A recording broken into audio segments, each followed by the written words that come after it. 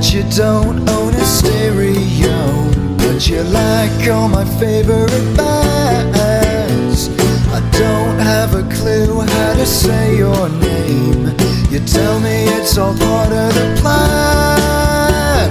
I can't understand everything you say, but you tell me that you're mine. I don't do nothing but waste your day, still you call me all the time. Turn on your transistor radio just to see who's still alive. No more checks in the mail now, you're still waiting for it to arrive.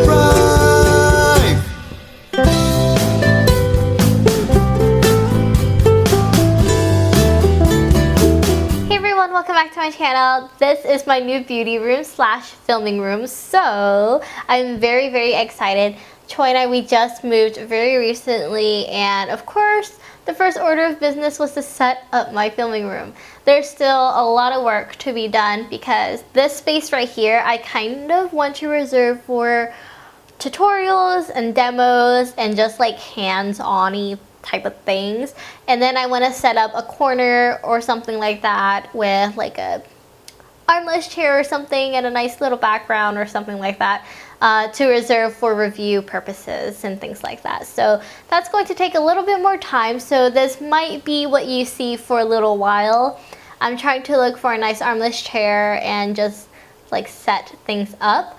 I'm still working on this back here because I feel like it looks kind of plain, and I want to put up some artwork on the walls, but I don't want anything too cliche, but it will probably be pretty cliche, whatever I find, because I feel like that's the thing.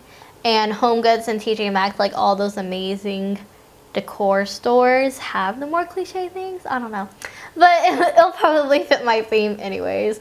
So let's go ahead and get on with this review. So you've already seen the demo, and that demo is for the Hourglass Vanish Seamless Foundation Stick. This is in shade Warm Ivory, and I am about in C20 in MAC. This costs $46. You can get it from Sephora and probably Nordstrom. I'm not exactly sure, but I purchased mine from Sephora. For $46, I was actually really surprised because Hourglass is not cheap.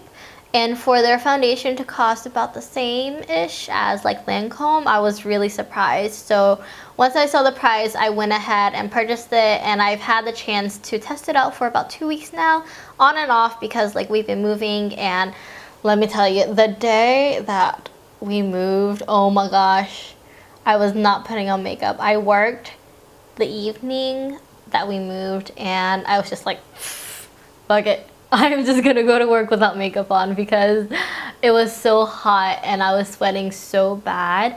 I'm really happy that I did not wear makeup because that would have wreaked havoc on my skin. Anyways, regardless of that, I've been able to test out this foundation for a while, so I have all my thoughts collected, and I can tell you that I really like this foundation. Like I've been wearing only this foundation. So let me like break it down for you. So the Hourglass Vanish Seamless, or is it like Seamless Vanish? Seamless Vanish? I don't know. I mix up whether Seamless Vanished or Vanish Seamless. I don't know. Regardless, it's like supposed to be seamless and it's supposed to like vanish into your skin. Anyways, so this is supposed to be like a high pigment stick foundation. It's supposed to have the same amount of pigment. It's supposed to have the same amount of pigment as concealer. It's supposed to have about the same amount of pigment as concealer does, but it goes on like a foundation. It glides on like liquid, as they say, and it dries to a powdery finish. So the finish is about like a velvet semi-matte, not quite matte, kind of matte, but it looks like skin to me. So it looks like skin with a touch of powder, and it's supposed to provide 12 hours worth of wear. So it's supposed to be long wearing and very handy since it is in stick form. And since it is in stick form, you're able to contour with it, highlight with it, and just do very many things with it. So that is the idea behind this foundation. I also have a brush specifically for this foundation, but I didn't think about purchasing it, so we'll see. Maybe down the line I'll think about purchasing it, but not today, to be honest. So in the demo you saw that I used one layer of this foundation, and then I went in and I spot concealed all the areas that needed a little bit of extra help. Although this is supposed to be full coverage, I feel like upon the first layer it is medium to full coverage, and then if you decide to go in with a second layer, then it will be full coverage. I prefer to have a little bit of skin shining through, which is why I just go in and spot conceal. I would say that this is pretty lightweight on the skin with the first layer. I don't know if I would go in with a second layer, to be honest, because I feel like I would start feeling my skin congesting with the foundation because it is a cream, it is thick, and I don't really like feeling like all of that on my skin, especially since I'm applying other cream products, or like I'm applying like, you know, some like under eye concealer or like another light foundation to highlight under here and like help with my dark circles because they need it.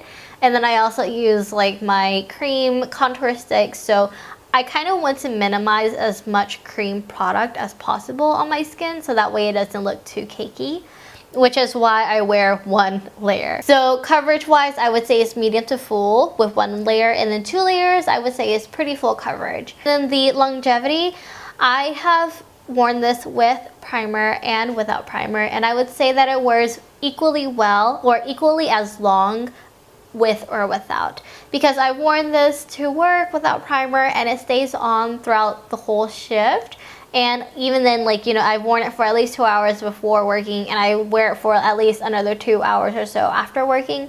So I would say that this wears really well and really long, because most times, so like I'm an upper lip sweater, or like for some reason foundation tends to break down around my upper lip a little bit more. Maybe it's because, you know, like we're all human and we all have hair that grows on our upper lips, so perhaps it is like the pores, you know, the follicles and stuff from your hair, which is why maybe mine does.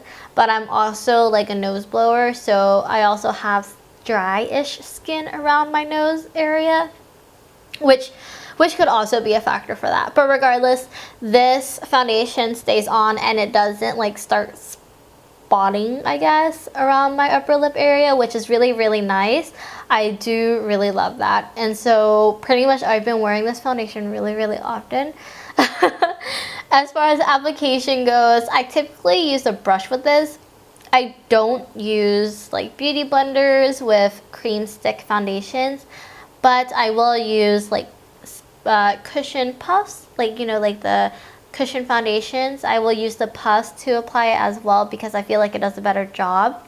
And with like a beauty blender, the only time I would use a beauty blender or a blending sponge with cream foundation sticks is if they are dry. But otherwise, I don't use a beauty blender or anything like that with cream foundation sticks. So since I've already gone over the fact that this foundation wears really well, I would also say that it does not make me oily throughout the day, and it doesn't make me more dry throughout the day either. I would say it's a pretty good like in between.